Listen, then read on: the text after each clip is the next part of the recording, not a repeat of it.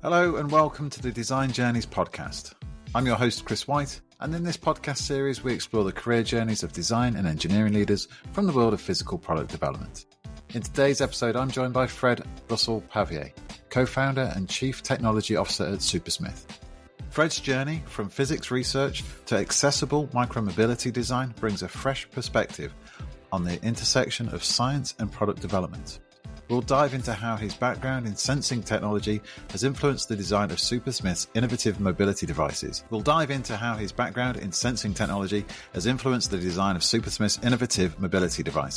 The unique challenges of moving from academia to startup life, and how user feedback plays a vital role in creating safe, stable mobility solutions. If you're interested in learning how to turn technical skills into real-world impact, stay tuned because this conversation is packed with insights. Fred, welcome to the podcast. Hiya, how's it going? Yeah, very well, thank you, very well, and yeah, pleasure to have you on the show. So again, just to go through briefly your profile, and I'll hand it over to you, Fred. So you're the CTO or Chief Technical Officer and co-founder at SuperSmith. Yep. It's a cutting-edge technology for accessible micromobility. So this is bringing the mobility scooter really up to the current day, isn't it? And leveraging some really interesting physics into that. So before you joined or started with SuperSmith, you spent a lot of your time in academia, and you've got a Ph.D. So we'll go into that Ph.D. in physics, and you've got picked up a bunch of patents and publications along the way. So perhaps we'll just I'll hand it over to you, and maybe you could introduce yourself and talk us through your journey. Yeah, thanks, Chris. Started initially, in academia, and the reason for that was actually at the end of my undergraduate degree. Was lucky enough to do one of the kind of industrial facing projects, like final year projects, and that showed me kind of the insights to what happens between industry partners and academic institutions.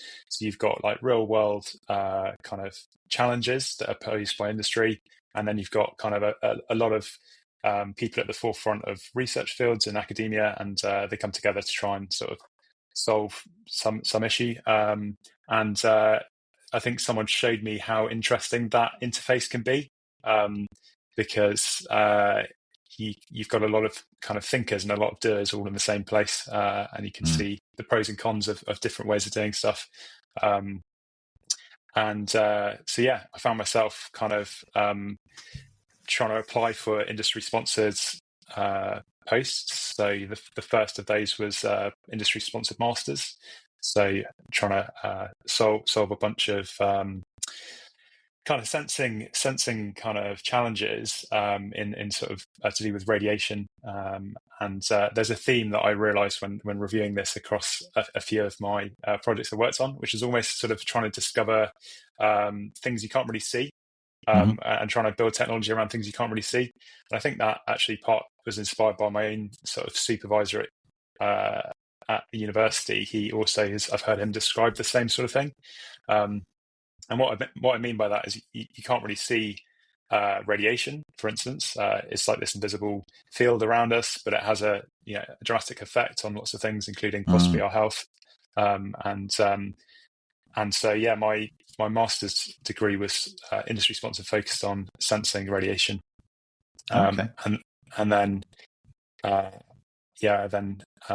sort of worked with industry to produce like a physical solution. So sometimes in the physics department, which I was based in, the outcomes are kind of fairly theoretical, or they might be just paper-based like publications. But this project was the first thing where the outcome was physical prototypes that you could test, but in the academic setting, which is not always, it's not that common. But certainly the research group I was in, they did a lot of that. They did a lot of like physical prototyping and demonstration of physical solutions like drones, robots, sensor payloads, this kind of thing, across lots of different environments, down mine shafts, in the Chernobyl exclusion zone, kind of in sort of noise-proof labs, in the heart of kind of big scientific organizations. Like we really had a deployment of technology into lots and lots of different spaces. And as part of doing the masters, I got into that group and then just explored, a lot of what that group was doing. We have a weekly sort of seminar in that group, and it was amazing the breadth in which a single research group in a university can cover. And so that group was called the Interface Analysis Centre at the University of Bristol. And while you would be doing your own project, there was such a kind of sharing of expertise and resources. One minute you could be talking about coral and how it was changing colour undersea due to kind of climate change, and then you take a sip of your coffee, and then suddenly you're talking about kind of blood clotting or walking robotic dogs. So the coffee room is a very interesting melting pot of kind of the application of science and sensing to loads of different environments. So you were focused on the sensing side then, and I guess like you said, the applications of that kind of were so broad. It sounds like a lot of fun. And so but you were at the University of Bristol doing that. Now you're based with SuperSmith at UE, aren't you? In the future space there. Those two aren't connected, are they? So so now SuperSmith is based out of the Bristol Robotics Hardware Incubator, which is it's the University of West England, or UE, kind of funded and supported entity which helps small companies like realize kind of their potential when it comes to hardware, but also that there are a few software startups there. But they provide this incredible room where you've got kind of workbenches at one end and then shared kind of desks and computers and meeting rooms at the other. And they've got a fabulous campus, which is really well connected to lots of expertise, left, right, and centre. But I exist there as a member of SuperSmith, as it were. Like I'm being incubated there as a member of the SuperSmith team. But yeah, UE has been fantastic actually at supporting us. That's awesome. So you spent your time in academia, kind of working on sensors, tinkering with all sorts of different technology, prototyping, and then you did that kind of carry on as you did was that part of your PhD, or was the PhD after the initial masters? Yeah, so the PhD was done in the same research group, but on a kind of totally different topic. So I think this maybe again is a bit of a one of those ones where it doesn't really make sense to the outsider as to why all these things are connected, because it's sort of dealing with radiation one minute, and then for the PhD it was actually all about kind of building sensing tools for the nanoscale and atom to atom interaction. Oh wow! So like totally different, but also another thing you can't really see. So the PhD I took on was trying to calibrate the sensing units that are in DVD players. So in a DVD player, you've got like a laser that will scan the bottom of your DVD, and that will allow your computer or DVD player to often read data or a movie or something. And those sensing heads are kind of £3 or £4, super cheap, but their sensing capability is incredible if you actually think about what they're doing, because they're tracking these tiny kind of impressions on the bottom of a disc. And they're doing that regardless of the situation they're in. So if you're kind of on a bus going over speed bumps, or sort of doing whatever you could be doing, like with a laptop watching a film, this tiny device is scanning a spinning disc, and it's scanning a track which is only a few microns wide. So this laser is constantly tracking this like very, very highly dense data storage medium. And the kind of thinking was, can we actually use that sensing capability as effectively like a ruler for the nanoscale and the micron level scale? Like, can we calibrate that focusing mechanism to actually detect incredibly small movements. And that might just sound like a pointless exercise, but in fact, doing that is typically very expensive to detect very small things. And the way in which the Ph.D. was set up was that the idea was if you can calibrate that 3 or 4 pound unit that you can buy by the thousands, you have a very, very cheap, very, very sensitive ruler or displacement sensing device. And if it's very sensitive, you can kind of almost get down to the point where you can sense an atomic spacing. So like we're talking about kind of levels of precision, which are so kind of far below what we perceive as human beings. It's sort of 10 to the minus 9, 10 to the minus 10 meters. So it's sort of, what's that? It's a billionth of a meter small. That's crazy. From the humble DVD player. From the humble DVD player. Wow. Yeah. And that we've all got, right? So these things are in every kind of, I mean, maybe not so much anymore, but they were in every household. Yeah. Kind of around the country and stuff. And so yeah, managing the kind of first couple of years to make a system using one of those that I could put in a backpack. That was purely for transportation reasons. It didn't work in the backpack, but then we went over to some labs in the US and rebuilt this system I'd made with the help of my supervisors and that research group. And we actually were able to use that system, which had a DVD sensing head at the core of it, to scan and read off DNA strands. And that was definitely a bit of a wow moment, I think, when we saw that there was that linkage between the tiny 3 pound thing, a lot of work, and then some images forming in real time. So sort of like we worked really hard to take these images kind of into the night type of thing. You know, it was like 3 o'clock in the morning when we finally got these images through, and there was kind of every member of our team was sat at a computer doing something. It was like everyone was controlling kind of different things moving to try and get this experiment to happen, because we just had to like cobble it together. And in the end, the whole thing was like done under this big plastic bag and stuff. It was completely mad. But when you're chasing the kind of the validation moment, you would just throw everything you possibly can at it. Yeah. And then out of this kind of noisy data came these like incredible images of these DNA strands. And we're like, oh, it all makes sense. You know, all of the things we had seen up to that point indicated we should be able to see these DNA strands. Yeah. And then suddenly it was like, right, that's that done now. We can go to bed. But also it was like months of work that kind of came to a kind of a wow moment. And I think that was when I had that moment of kind of understanding that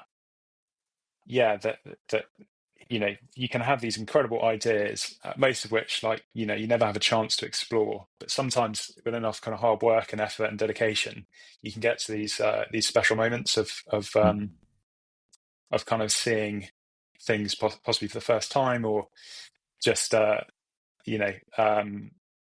it's quite a big, I guess it's quite a big kind of work. It's 99% not knowing it's going to work and loads of hard work, and then it's a 1% kind of, right, that works. So you've got to enjoy those moments, I think. But Absolutely. That's fascinating. So was there any, at the end of all that, has there been any kind of commercial application or any kind of follow-up of that kind of, those experiments that you did? Yeah, so that work was then kind of put into a sort of patented process, which is kind of undergone various trials, kind of more out in the US with that lab that we originally did the experiment with. But yeah, the low cost detection kind of technology is the thing that has to be kind of cracked for that to work in a kind of medical setting. It feels like there's one thing demonstrating it for a research paper, and then the absorption into actual medical diagnosis and processes can take kind of many years. And as far as I know, that's still in process. I supported it up to a point, but then because a lot of it was happening out in the US, I think their lab are now kind of pushing forward with that. But in the meantime, I had to come back and, you know, complete the PhD, which wasn't just about DNA. It was about kind of all the sensing that kind of went into that original experiment. And so, yeah, working with the National Physical Laboratory on that. And then, yeah, that kind of concluded back in 2020. Cool. That's really interesting tech. So so after you finished the PhD, then I mean on LinkedIn it says that you've got a few things running concurrently. So perhaps you can just talk us through kind of what the next step was then. Yeah, exactly. So I'd spent a long time kind of, I guess, specializing in one particular topic and area. Albeit I got to work on a few other projects as part of that. But for anyone who knows anyone or has themselves done a PhD, you realize that you kind of get really, really kind of like into something for quite a long time. And a few people I know have done the same thing at the end of that process, and they've kind of gone, right, I want to kind of do lots of things at a very shallow level, because you kind of want to just check where your skill set lies and how transferable those experiences are. I was speaking to someone even last week about this. It's a good time after that, kind of when you've handed in your thesis and you've been passed off as passing your PhD, there's an obvious time there where either you can kind of go off traveling and explore the world. I think that's, or like do something that's a bit low key, which was one of my plans. And it would have possibly have happened if COVID hadn't been. Yeah. Like the day I got examined on my PhD was the last day the university was really open before COVID hit. So it was like a bookend, which was kind of, right, you've done that, now go and stay at home. And I was like, I was hoping maybe I could, do some traveling or something. But instead it was like, right, let's see. At that point in time, as I think a lot of people were kind of considering what the options are from working from home. And so that's kind of why at that point, I think in my kind of CV, it looks kind of a bit multi-threaded. There's like lots of concurrent things happening. And that's because I had to kind of make a living from the living room type thing. It was like stay at home. The job I'd had lined up was they paused any new recruitment because of COVID. They were like, until we understand this, even if you've got an offer, we're not going to start your position. And that's actually one of the reasons why I do what I do today, because of that time. Because I had this moment where I was like, right, I've got a bunch of skills. Like I know how to code, I know how to make electronic circuits, I know how to do CAD and sort of finite element modeling and stuff. But like these skills are like a set of skills that maybe you'd ask a team of people to help develop a product with. But I am just one person, so there must be a kind of a need for that lightweight, kind of knows a bit of a few things and can generally guide like an early stage concept through an early stage sort of level of development. So that's when I set up a company, consultancy, I guess. It was, just basically me, but it just allowed me to work on multiple projects without being an employee. It was something I kind of learned on my feet on that front. But as I said, I wanted to do a number of things to less depth. So I worked across a couple of startups with 50% of my time through that company I'd set up. And then the other 50% of my time I spent once the university had dropped its no new hire policy. I came on there as a kind of research level software developer, so designing code for research projects. So then I ran those kind of two halves in parallel, but on one half it was also, because it was a consultancy, it was actually subdivided again across projects. So for a couple of years, when anyone asked me like what my job was, I'd be like, which one? I was like, I've kind of got sort of 5 parts to it at the moment. Like, and I think it's really good to see how that can work for a time, especially if you can have that flexibility. I'd say I've spoken to a couple of people who've done it since, and I think there's lots of organizations that aren't set up to support that way of working. Because, and I don't blame them, to be honest, it's not easy to remember who's in on which day. If someone does Tuesdays and Thursdays and someone does Mondays and Fridays, it's like you can't easily track where everyone is. So you find stuff constantly like goes through the gaps, and then as the person working in that way, you always feel like you're letting everyone down every week because you've not got back to them, but actually you've been doing a load of work somewhere else, and so you can run it for a time, but it does become kind of challenging to spin as many plates as that. So I think I learned loads in that process. It was kind of understanding and just exposing myself to lots and lots of different ways of working, and just trying to see what was the pull, like what was resonating with me. So how did you? Obviously, you were kind of relatively new into the commercial world at this point, but and then setting up your own consultancy. How did you win business? How did you find clients? So my client pool was fairly small, but I think a lot of it came through reputation, because I had worked on a number of projects amongst the academic setting, and a few of those had then spun out into small companies. There was a lot of kind of work that needed to be picked up, where you might just be helping them design a subsystem of a bigger system. So it might be a control box, or a small kind of embedded system where you had to assemble it, write some code, put some sort of functionality in it, and then comply to some basic sort of testing. And so I definitely filled my half a week with that for a number of years, and it was super fascinating, actually, and it got me seeing how the work, I guess, in the academic setting only ever resulted in trials and papers being the output. But in this kind of consultancy phase, I could see that the stuff we were working on was being delivered to customers. And I started to get this kind of sense that I wanted to build like a world map of where bits of code that I'd written that were running at any point in time, because I was programming lots of controllers and things like this that were going to various parts of the world. And it is a funny thing to think your code is kind of running when you're running systems, when you're just going about your daily life, and you lose complete sight of them. You don't know where they've ended up.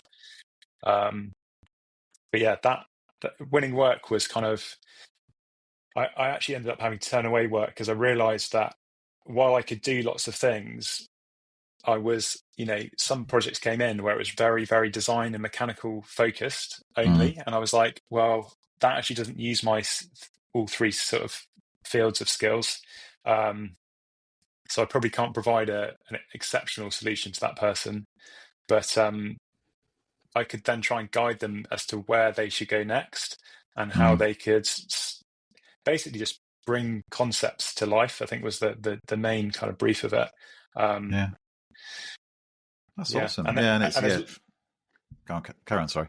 Well, I was just saying, there's so many people with ideas. The moment you say that you can help people try and see how their idea could work, people come out of the woodwork. It's sort of, lots of people are sitting on ideas that they're wondering about, and some of them are brilliant, like genuinely brilliant. And you get a sense of how many of these things there are out there. And I wonder how many get to market in actuality. Like it must be a very small fraction, because people don't have time to do the initial work to get it off the ground. But yeah, people are inventive by nature, I think. It's fascinating to see.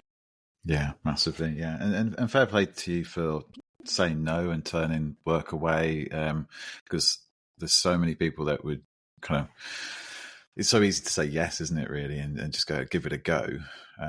But like I say, if you're not delighting your customers and delivering excellent value, then it's only going to come back and bite you in the backside at some point. That's wonderful. So I'm saying we fast forward to today, and about 2 years ago, you, according to LinkedIn anyway, you joined in with SuperSmith. So talk us through that, how that came about then, and kind of your involvement, and maybe give us a bit of a pitch as to what SuperSmith is. Yeah. So current role is Chief Technology Officer of SuperSmith, and the work kind of on that project goes back even before that company was founded. way back to when I first met one of the co-founders, Tom, who's kind of the visionary behind the whole thing. He's the one who had observed real issues with kind of mobility scooters due to sort of family connections. His sister would regularly use these kind of devices in various forms, and Tom would go and spend time with her, and he has a number of stories which really, some comical. At one point he was loading her scooter into the car and finding it really hard to kind of handle, and ended up kind of punching himself in the jaw, crikey. which was one of the reasons I think the company actually formed, because he then said he spent about 6 months having a difficulty chewing every day, and so it just made him think every day about how difficult that mobility scooter was to fold. Anyway, he and I had kind of ages ago, about 10 years ago, when I was still a kind of undergraduate student, he'd given me some summer work to do, just exploring around the topic. I don't know if I was particularly useful at that time. I kind of, I did what I could given what I knew, but at that point I hadn't really learned a lot of kind of software, electronics, and kind of mechanical design in the way that I did several years later. But I'd always had it in the back of my mind when I was doing my postgraduate work, because we did a lot with motors and sensors and stuff. And the involvement really came in sort of 2018, 2019, when Tom had some time off of his kind of core work, and he was working out in the US, and he was given some gardening leave between sort of switching jobs, and he went to a local maker workspace and asked for some space, and he spent 3 months kind of exploring some of those original thoughts he'd had sort of a few years earlier, in terms of how can you make a mobility scooter just better, like in every possible way, in all of the ways that really just were problematic at the time. And those were things from it always taking up a lot of space, it being hard to handle in and out of the car or in and around a public space, and it generally being a bit of a nuisance. And so he went about kind of asking people around that area, and took tools to wood and just started building a prototype out of plywood and bits and bobs he could find. And then he settled on this idea that 3 wheels are kind of essential for navigating and maneuverability and folding. He settled on another key concept, which was that one of the main issues with these devices is tipping over and stability. And so that was something that is one of our founding principles of the company. But he also settled on the fact that you can't really get stability for free in this type of configuration. Like, it doesn't just happen like on a bicycle. On a bicycle, the design itself lends itself to gaining stability due to a bunch of like fairly complex dynamics. But when you've got more than 2 wheels and you've got this sort of 3-4 wheel setup, you need to look at other ways of having stability. And so he looked into how cars do it, stuff like this, and that's when he realized he needed some form of self-regulating stability in some form, some sort of sensing actuation system. And he reminds me, I can't remember this, I must have been kind of incredibly like into another project at the time, but he says he rung me outside of that workshop and just threw some thoughts over to me, sort of along the lines of, how hard would it be to kind of get this thing to stabilize itself? And I said something sort of trivially simple, like, oh, we could get a prototype working within a month or 2 months or something. Oh wow! Because I was like, all it is a sensor and a motor. Like, it's not kind of. That's all it is. Yeah. Yeah, I was like, we'll just I could do that evenings or weekends. Let me know what you want me to do.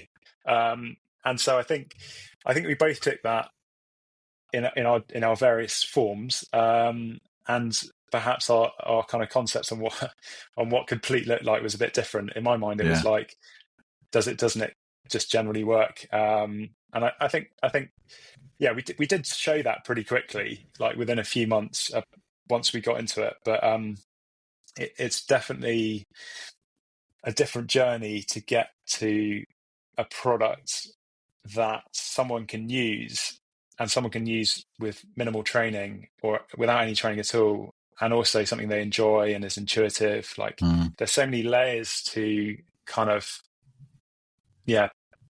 human machine interfacing, and also just the number of environments that people operate in is staggering. Like you often don't challenge it until you start to go, where do I end up walking to? And if I had to wheel around on a device, kind of where would I easily be able to get to, and where would be most difficult? And you start to realize that, walking and wheeling are just very, very different things. So the involvement with SuperSmith kind of went full time back in 2022, and that's just because we needed to solve some of those higher order problems, those kind of like product focused problems, rather than just building towards patenting a technology so that we could even build a company to know we were protected. So before 22, it was kind of more proof of concept and sort of demonstration, function prototyping, and then we built upon that using kind of local innovation grants and things like this, right up until starting in 22 and then 23. That was kind of where we shifted from a kind of garden shed project to, okay, we need to like push on this a little bit harder to get to the next stage. That's kind of how the involvement went. It started with basically a bunch of wood arriving in a taxi during COVID, which was Tom's prototype from the US, and then it kind of shifted when I went full time, and then we managed to find a workspace.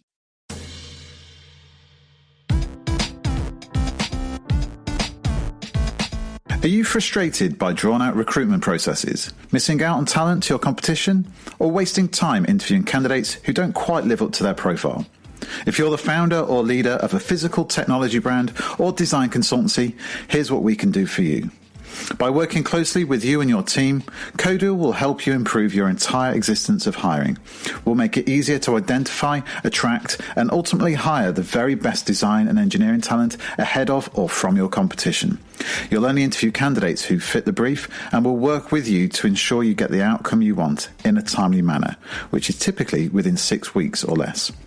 We have a 100% fill rate, and we guarantee to get you a positive outcome.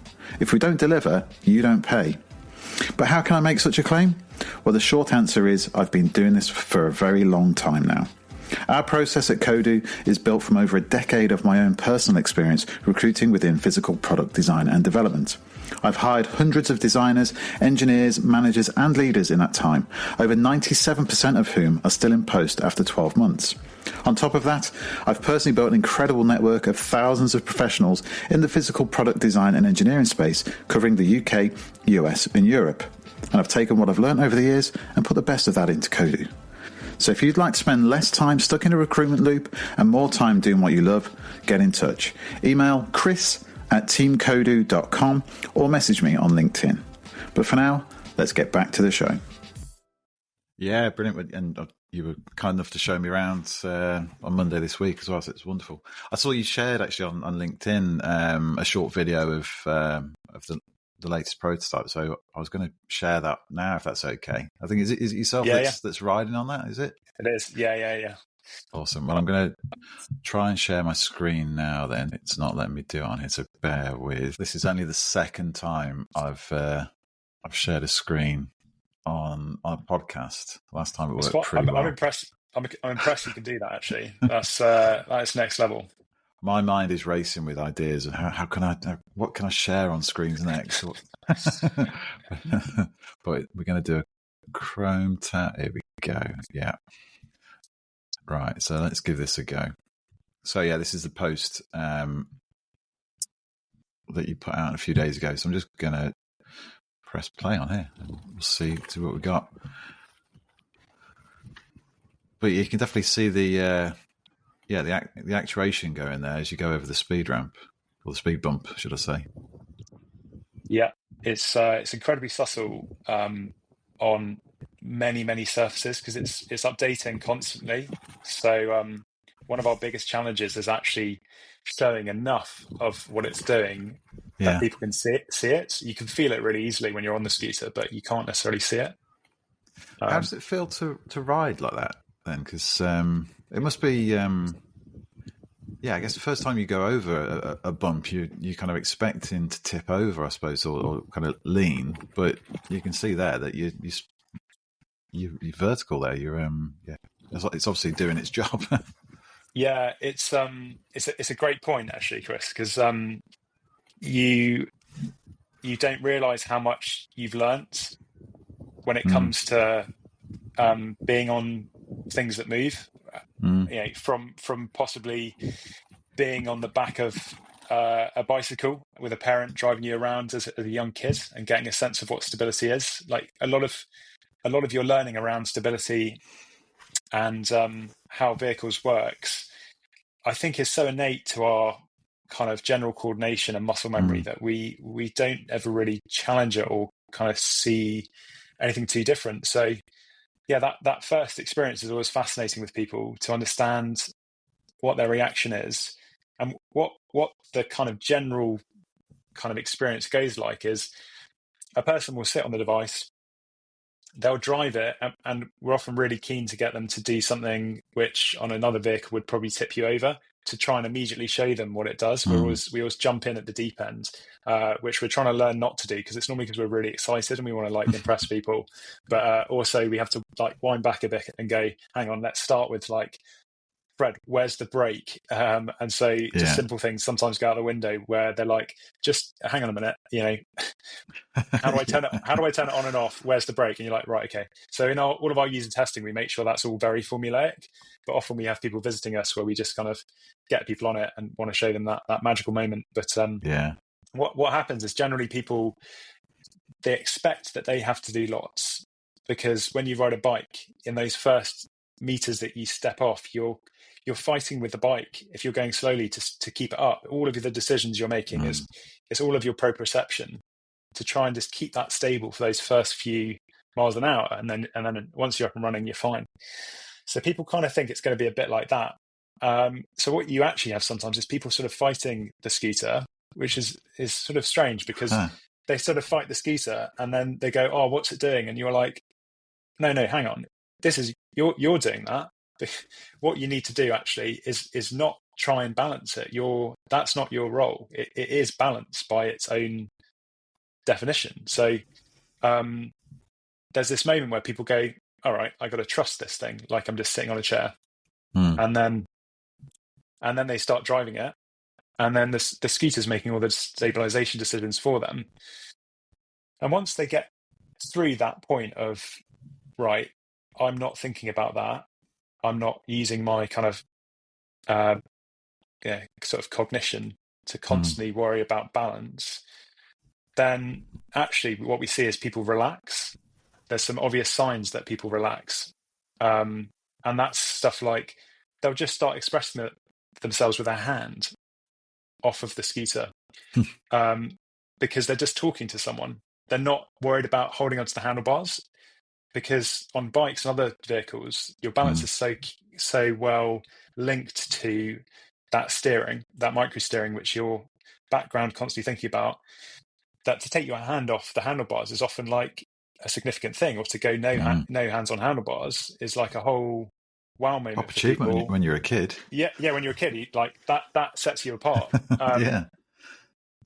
And I even noticed it when we look back at our brand video, which shows someone riding the scooter around on the first day they ever used it. So everything in that brand video is pretty much like we'd got past the point of them like giving into it as a form of balance, and that was their first day of using that device and all the settings we filmed them.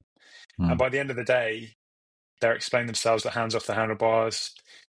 They're not looking at the floor for like the next thing that might cause them to tip over. They're actually just genuinely enjoying themselves. So that process of balance and interacting with a device that's doing something for you is actually really fascinating, and one that we've just had to sit back and observe and try and see how we can help support really that process of how does someone learn that for the first time, because they might not be around someone else who's used the device, or they might not have some people we have worked with have never used a throttle, they've never ridden a bike, they've never driven a car. So it's sort of from the kind of most simple form of that kind of interaction, person sits on product for the first time with no information because they've got it. How do we signal to them that it's going to be okay? And that's where it comes into being an intuitive product and sort of and reacting in a way that doesn't spook you. You can learn to trust it. Yeah, absolutely. And that kind of leans nicely into what we were talking about the other day as well, in terms of the inclusive nature of it. And I guess in some respects,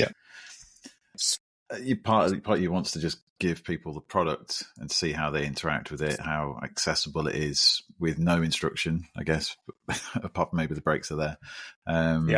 But like you were saying, kind of maybe you can talk us through some of the challenges you've had around kind of, or maybe some of the unexpected challenges as well that you've had around kind of making the product accessible and inclusive. Yeah, exactly. So it's something we observed early on. There is some sort of anecdote around this, which is sort of, a lot of products are designed and they end up being the product that the engineering team wanted to make, not what the user wanted. And I think it's a really important point in this product because our end user and our engineering team have a very different set of user requirements. And in fact, the people who use this kind of product fall into typically one of a number of user groups which have very different user requirements from one another. And that might be because they're using a mobility scooter because they have problems with their breathing. And that's why they don't often walk as a form of transport. And some other people might use a mobility scooter because they've just had a hip operation and it's completely new to them. They don't trust their new hip, or other people may have long-term conditions. And so you have to think about, because it's a small market in a way. It doesn't encompass every person in the UK at a given point in time. You have to think about, well, how do we make sure we're providing solutions for all of the user groups within our kind of subset of the population? And the only real way that we understand how to do that, and we've challenged this a few times, is by getting people to come and interact with our prototypes and products, because the CAD environment is great for so many things, but it doesn't well replicate a person in all of what a person presents with, and that can be hugely diverse. Like they're not just a number of solid bodies of given materials linked together by forces and constraints and pivot points and all the things that CAD thinks in. They're an emotional person. They're someone who needs to manage their heat. They're someone who has ranges of motion which change as a function of how tired they are in the day or how their condition changes. There's all of these like huge variables that swing as a result of what a person is. And so the only way to kind of test your solution against that is just to get them in as much as you can and for them to show you why things do and don't work. And yeah, on the one hand, you get some great moments, like people really kind of, they validate everything that's being done. You're like, wow, okay, you can see what we're trying to do here, and you can see how that could be great. And those are really important moments for the engineering team. Equally, you get people coming in, and they could be family members, just because not everyone who uses this product or who might fold this product, maybe the person riding it might be their family member or someone in a restaurant helping move the device. So some of our user testing is done by, it could even be family members or people that we can just find as part of our day to day. And sometimes, some of the cutting remarks come from your family members, the people who supposedly love you the most. I know our design engineer Archie got told that when the scooter folded, the click that it made wasn't clicky enough, and he was told that by he was told that by his girlfriend. And me and Archie looked at each other, and we knew that hurt deep, that clicky sound wasn't clicky enough. And his girlfriend he just said it openly and didn't think it was a big deal. But no, I remember that as being a funny moment where things become, I don't know. User testing is you just got to be open to whatever feedback you get, and some can be funny, some can be genuinely cutting. You're like, oh, I spent a long time thinking about that, and it's a great pull handle, but the user's now pushed the handle and it's snapped. So we've solved the wrong problem there. So I've learned something though. So is the button now clicky enough, or does it sound clicky? Have you fixed that? Yeah, it's clicky. It's clicky. Oh, good. You probably saved Archie's relationship there, by the sounds of it. Yeah. No, we'll have to try and find a sound that we can send to you at some point about how clicky is clicky. But good one for a podcast. Absolutely, yeah. Awesome. So, how have you found that kind of switch then, from kind of the academic kind of spending 20 years in research, and then I guess you kind of transitioned through your consultancy and still having the research side, but then going full time in a startup. What's kind of been the biggest kind of change or challenge that maybe you didn't expect? Yeah, I think one of the biggest lessons learned, and it comes from startup worlds in general, but anyone kind of undergoing transitions in their careers, is just to try and be really aware of where the unknowns are, and just be really kind of vocal about them. And it's very easy to kind of think that, again, I don't know if this is a British thing or not, but it's like some people don't want to say when they don't know, or they I'm sure you see it in recruitment as well. We have to sell ourselves all the time to multiple different businesses and different people, just to give this impression of value and stuff like this. But it's very important once you're inside the project and inside a functioning kind of entity, that you highlight the unknowns, and where you do have unknowns, you find a way of supporting them. So we've used consultants left, right, and centre, and other expertise in those areas where we're really clear that we don't have a good knowledge at that point in time, and we build that knowledge as a result of working with them. So it's both spotting unknowns and being prepared to kind of learn quick, and also fail fast, like work out what doesn't work, and that's often better than kind of just assuming the thing you're doing does work. I really like the fail fast approach. I use it throughout everything we do pretty much, because until you've started to try stuff, you don't get a sense of it. That's it, yeah. And you've got a great space where you are as well, for that kind of safe place to fail fast, haven't you? You've got a great prototyping facilities. You've got a great community around you as well. So I just want to talk a little bit about kind of the setup then at Future Space, and I think from my point of view, and kind of for the startup community, I can't get enough of those setups. And I was at Makerversity at Somerset House yesterday, and they've got a phenomenal facility there. So I encourage any kind of fledgling startups or anyone kind of considering going freelance or contracting to go and check out the space at Somerset House. And also I met with with the CEO of QuickScreen, Alan Morell, over in Lewisham, who they're creating their own makerspace as well downstairs. So again, any startups kind of south of the river down that way, be well worth connecting with Alan and checking that out. But what is it kind of about Future Space then that kind of it really stands out for you guys? Yeah, so that there's a building that we exist in, and you've got FutureSpace on one side, you've got the Bristol robotics lab on the other. We're in the hardware incubator that has a in-kind relationship with FutureSpace. There are so many great companies in that space who all show their kind of battle wounds and scars from what's going on in their day to day.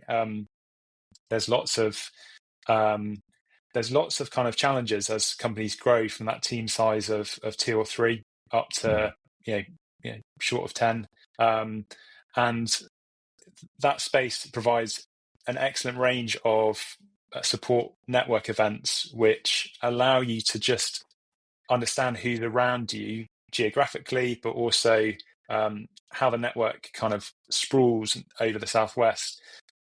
And that network can give you advisors from kind of legal, HR, branding, marketing, and they've been fabulous. I mean, specifically the Future Space and Hardware Incubator spaces, one of their main benefits is just providing very good physical office space and workshop space with all the things you need, which you don't think about as a small company, but just like allowing new employees to access the space easily, without always being someone to kind of help out if someone's lost or take post.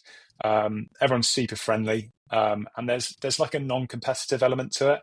You might think that people would be very, very kind of nervous that other people might copy them, but actually, when everyone's in there together, trying to make their idea work, they're like the last people who are going to be trying to copy anyone else because they're so in the weeds of their own project. And so there's an element where it's a great sharing of knowledge. It's a great use of space, and just simple things like it's close to Parkway, Bristol Parkway, which is a train station, and the M4 and stuff. It's well suited in terms of being a node in a network.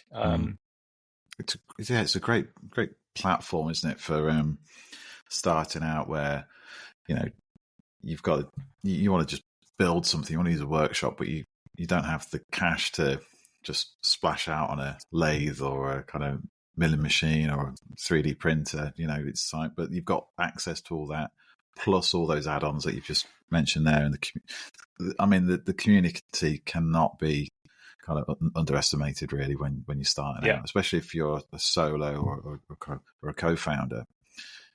Just having other people around at similar stages, even if they're a completely different business, there's a lot of shared kind of stuff that's going on there, shared realities. So, that's awesome. The other just added benefit, which I forgot to mention, was there are a number of university courses that offer great like internships and placements.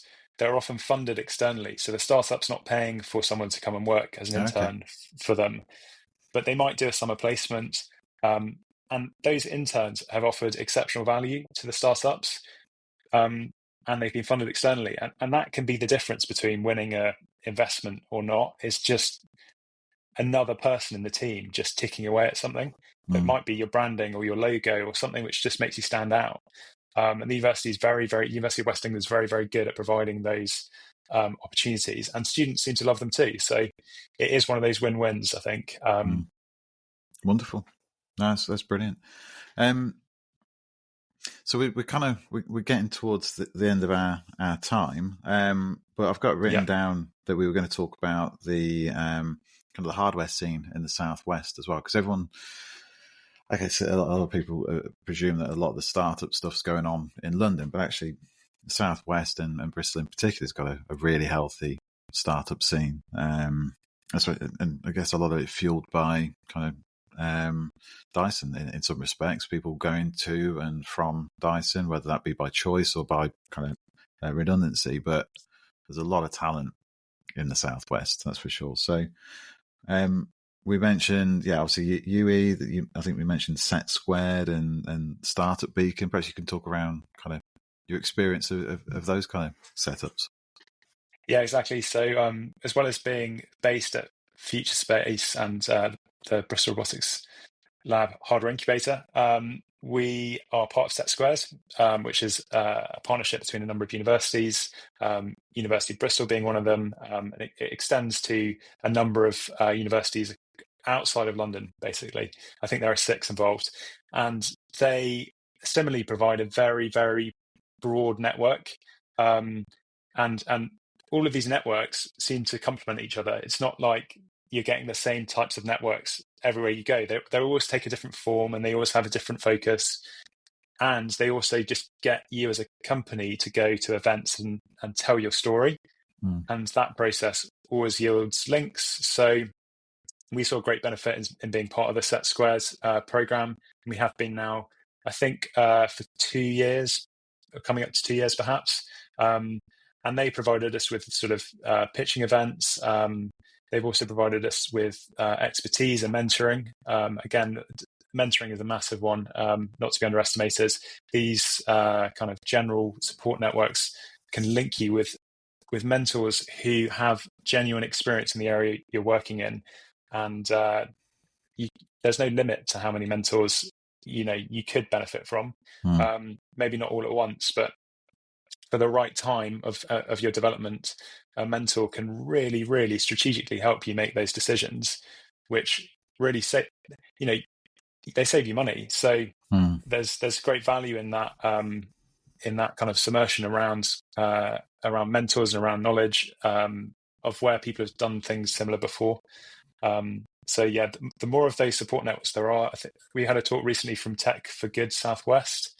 Also really enjoyed like their approach, and it's you can have generalist networks and then you can have niche networks, and it's definitely good to be not afraid to join a couple of them, because they can all offer very appropriate kind of value and insight. Massively, yeah. And it's well worth getting out to as many networking events as well as you can, especially as part of a startup. You'll meet other like-minded people, you'll meet potential investors, and you never know who knows someone who could be helpful. So absolutely. Yeah, my advice to anyone is get out and see people. But brilliant. Well, look, that kind of brings us nicely towards the end. The only thing I like to do at the end of this is just to get a bit of insight into kind of what your reading list looks like, Fred. So, right. What books or audiobooks or podcasts are you kind of into at the moment, or happy to recommend? So one that I've always liked for a long time is one it's very technical, but there's one that's called Embedded FM, which is quite a niche podcast, but they talk to people who make all kinds of different technical systems and assemblies. I've really enjoyed listening to that. It's not similar in a way to how your podcast works. They tend to get someone on, and you just hear stories about how people have made things, and it always like throws up one or two things. You're like, I'm going to go away and look at that and see why they chose that, and read their story a bit more. So enjoy that. And then cool. In terms of reading, I think I'm pretty guilty of basically reading autobiographies and very factual books. I rarely branch out into the fiction. But you're a very serious man. I'm very serious. I mean, I've always had a bit of a thing. I haven't quite got my book game there yet. I think I could have spotted that, because as a kid I used to take out encyclopedias from the library whenever we were allowed to take a book out, because I thought, well, that's got everything it's got everything that we know about in there. So if I understand that book, job done. Why do I need all these other books? But as I got older, I realized that's not quite how it works. But I need to be a bit more explorative. But it's generally autobiographies. So famous designers, your James Dysons, your also like Steve Jobs, stuff like this. I like to understand people's lives and what led them to where they got to, and I tend to go more down that route, as well as the odd kind of sort of kind of design principle or engineering principle based book, just looking through the ages as what works, but definitely factual. I don't think there's any shame in enjoying non-fiction. I think most of my reading over the last few years has been business related or sales or negotiations, and I think there's you're just upskilling yourself. And if you're reading autobiographies, it's you're trying to learn from people's stories, aren't you? So it's all good. It's all good. So fiction's that's what TV's for, isn't it?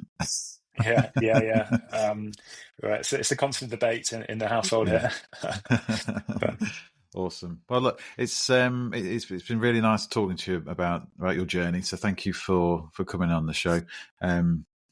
And yeah, looking forward to following SuperSmith's journey over the next few years. It's exciting times. So brilliant. Thank you for being on the show. right. Cheers, Chris.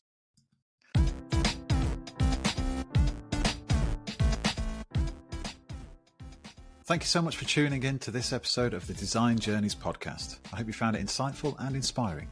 If you did, please consider sharing it with a friend or colleague who might enjoy it too. And don't forget to subscribe so you never miss an episode. Before I sign off, just a quick note from me. Besides hosting this podcast, I'm also the founder of Kodu, a recruitment business that specialises in physical product development. We help startups, established brands and consultancies find top-tier mechanical design and development talent, often in as little as 6 weeks. At Kodu, we're all about providing an outstanding experience, with our clients and candidates consistently rating us plus 88 on the Net Promoter Score, or NPS, which is world-class in recruitment. Oh, and I should probably mention we have a 100% fill rate too. The inspiring people I've met over the years in consumer electronics, e-bikes, medical devices and beyond have been the reason behind creating this podcast. If you'd like to know more about Kodu and how we can help your business, feel free to visit teamkodu.com or connect with me, Chris Whyte, on LinkedIn. Thanks again for listening. See you next time.